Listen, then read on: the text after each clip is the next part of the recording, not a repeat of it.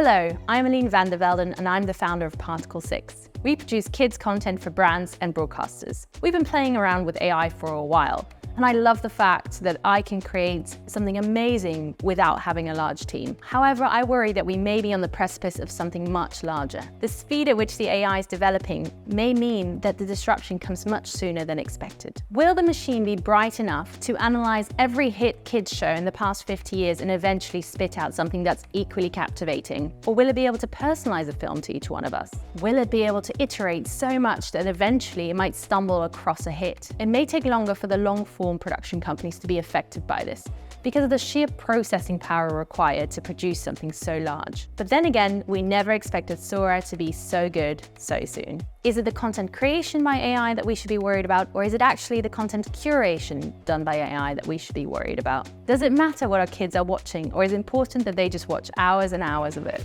Or are the job losses and disruption of the industry the least of our worries, because by the time that AI takes over kids' content, it's humanity that we should be worried about? I know there are a lot of production companies and companies in general who use AI to help with efficiencies, not with the creative, but just in the production process, but also internally in terms of sort of financing, localization, for instance, lip syncing, pitch Bibles. I've used it to create some example scripts, and it was astonishing. I put in a brief description as to what I wanted, and 2 seconds later, I've got a 2 or 3 page script in front of me. You look at it and you think it's not perfect, but it's a start. We're already seeing VFX studios using AI in a lot of ways to speed up their process, especially if you have a lot of little details like millions of hairs on a character you're trying to do. A lot of that work's handled by AI because it would just take so long for a human to try and do it. And it, takes away their time to do fun stuff. I use AI absolutely every single day, but in a way that if I didn't have the knowledge that I have, I wouldn't be taking as much advantage. Will you need creatives, or can you just create it yourself? I get asked this a lot. What are you looking for? It's the exact thing you're looking for. And I always say, well, if I need the exact thing, I would go ahead and make it. And so with AI, a lot of broadcasters would just go ahead and try and do it. If they need the exact thing, it would just churn out something that a little bit of this and a little bit of that. But we need creatives to keep giving us fresh ideas, because I think our audience deserves it. For me, creativity should always be looking forward and always be pushing boundaries, always be looking at new ideas. And de facto, I think AI has to work on data sets. So in some ways, it's always looking back. It's always looking on things that have been done. We have a massive data set, okay, and we train the models. Right now, anything that you get in animation is like Pixar and Disney in AI. If you want to do something completely different, we cannot get those results using AI. What I'm seeing around is just the same. It's origami style, like maybe painting style, Pixar style, but you can see that it's quite AI finished. Are there any concerns you have about it? I think the risk is something that we see very much in the social media that us grown-ups are doing right now, which is the rabbit hole of the echo chamber. It's very much the same discussion about things like linear TV versus on-demand TV. You won't necessarily discover content if you just look at an on-demand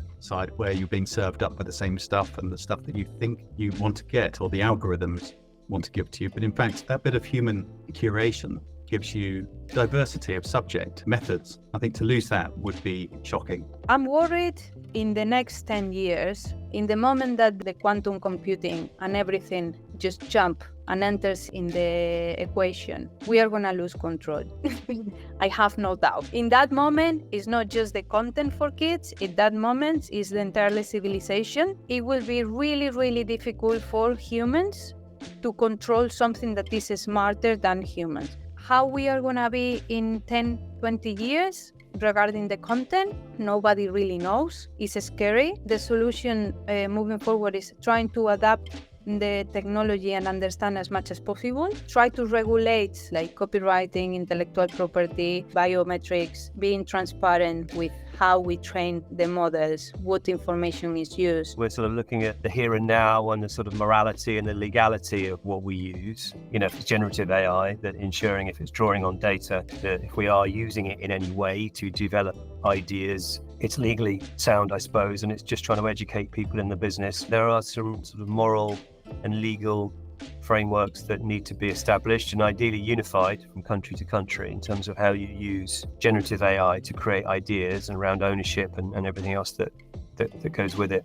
The studios we work for have said to us, where's AI being used in this? Because obviously the studios are very concerned that if, for example, we're using AI to generate the images, that could have easily used copyrighted material. That opens up that studio to a legal battle that they don't want to have. We've had sessions around this and trying to avoid ideas that are generated from AI because there is no one owns the IP ultimately. And I know the platforms like ChatGPT have said if someone sues them, they are prepared to back, the creative who generated the idea from the platform in the courts.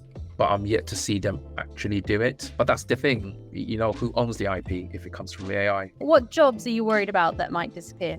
I think we should be looking at what jobs would the AI tool help enhance in terms of speeding up the processes, avoiding mistakes, rather than it being a tool to replace the work that we're doing. In my industry, like data, I learn the data space by spending hours and hours and hours quality controlling, check number. There's kind of really monotonous roles that kind of teach you like the foundations of what an industry and a skill is built on. My worry is that AI is replacing a lot of that. And it's obvious that AI and machines should replace a lot of that because there's massive efficiencies, there's higher levels of confidence and quality that you can place into them. And I don't know if that's a good thing or a bad thing. Is it a good thing because it means that people starting in that space get to skip past that monotonous stuff and move straight on to more inspiring and creative work? Or is it a problem because people don't start with that base level of understanding of the trade? I would like to think that it will assist people. It doesn't necessarily mean jobs will go, but it will mean that perhaps you employ less people and those people are more productive. Undoubtedly, people are going to have to be retrained. There are going to be changes in workflow and process. As the technology does develop, as it does get stronger, we're going to have to keep revisiting that question of, is talent going to get hurt by this? Right now we feel safe and we feel certain that, it can't replace the human element. Even if it's able to do some really cool work, there's still the human element needed to clean it up, to make it better, to make sure, it looks good and makes sense. Just because we have an answer now of AI, can't do the work that humans can do, it still can't draw hands. I think we constantly have to re-examine the question of, is this going to affect people's jobs and how? I think the amount of jobs it will reduce. Right now, for example, we have 3 artists and 2 copywriters. So it might be reduced to 2 artists and 1 copywriter. That's kind of like the danger that I see, that companies, instead trying to cut, they should try to free more time and make the workers be less stressed, which in the creative industry is something that is a massive flow in the amount of work that we take. So this is an opportunity to take a little bit less work and being more creative in the way that we are doing. But again, humans are greedy. Every technology displaces jobs because it's speeding something up. But historically, since the invention of the wheel, there's always been more jobs created with technology. Whenever technology has been created, no one's been able to guess what those jobs, the new jobs, are going to be until the technology is here. What do you think the biggest change is that we'll see in the next 10 years? The user experience or the audience's experience, both in terms of it being more personal and probably more gratifying. I think we are about to go through another amazing age of even better content than anything we've seen to date. Much more personalized, much more engaging than anything we've seen, but it is going to be much more democratized. Everyone will be able to create it. AI is really going to become a part of production. I think in 10 years' time, we're going to see it playing out in many different aspects, from development to ideation, all the way to even execution. It is going to be the future, and how companies adapt to it and what it looks like is going to be the big question that's going to define, I guess, the next 10 years. I think the technology will improve. But again, for our industry, it goes back to what's the aim? What are we trying to get to? Are we trying to get to a point where all ideas come from AI, or do we still want a diverse range of content. We're a long way from achieving that with AI, even in 10 years. I personally wouldn't see Arman having an AI director of a series or a film. We're definitely in the quality versus quantity camp. Quality content, pioneering creative ideas will always shine through. I was thinking about this, about public service broadcasting, and in actual fact how you can interconnect education and public service broadcasting into kind of one platform, because entertainment, video games, technology and TV shows, they're all converging into one thing. So really what you're talking about is a single platform that's providing custom content for every child. You have a situation where an AI teacher or interface can actually liaise with the child and give them an education that is custom to the way that child thinks and understands the feedback and then learns from that feedback. The opportunities there for children are huge, but that comes with a risk. I think that things are going to change over the next few years anyway with how children's series are commissioned. People understand now that you have to be where your audience is, whether we like it or not. A big percentage of kids' time is spent on YouTube and other social platforms. And with that change, it may well mean the business models have to be relooked at in terms of how you window content. If you look at it being a bit broken at the moment, in theory, that's because we've not kind of adapted to the new model. We've got a new generation coming through who've grown up with social. We've got this whole creator community coming through. So, people as individual brands creating their content, look at Mr. Beast and what's coming onto Netflix now. Like that feels like, you can kind of hone and build your skill personally. And that can lead to exposure, which can lead to the ability to reach bigger audiences. And the reason why AI, I guess, is important in that is the ability for it to hyper target. What role does the broadcaster still have to play? Broadcasters deliver things that you can't necessarily get going straight out to, let's say, YouTube. But if you have a broadcaster involved, that provides to you that curation that YouTube doesn't do. And it also enables discoverability. What you also get from the broadcaster's engagement is they understand the children, they understand the viewers, they understand specifically how a show might sit next to another show, next to another show, and creating that whole ecosystem. Do you think AI will destroy kids' telly? No, I think it'll do amazing things for kids media, but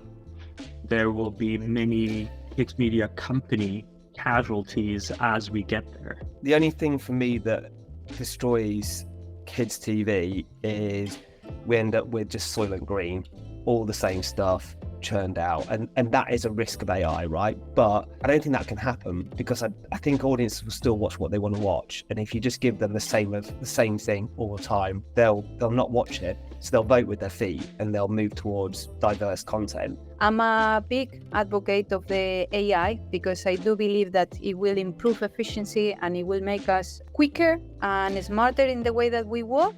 With all of generative AI, there'll be a tsunami of dross created, uploaded onto YouTube. For us, I don't see that as a huge concern, because it will hopefully make our stuff shine out and stand out even more. And the same for any creators that have a real craft for making it for the reason of wanting to kind of entertain people and for the enjoyment of making it, rather than just trying to squeeze as much money out of children's eyeballs as possible. That sounds horrible, doesn't it? I personally don't think it's going to destroy kids' TV, but I think it will and is having an influence on how we develop, produce and watch kids' TV. Everybody tends to go to the doom and gloom with AI.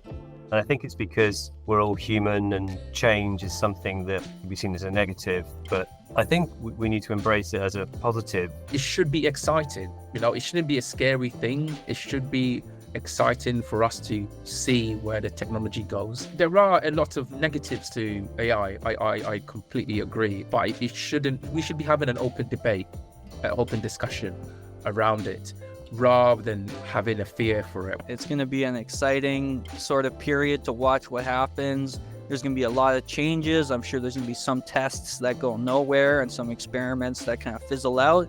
But I think we're going to see a lot of new models, a lot of new opportunities and approaches that AI is really going to be driving. So lots of excitement.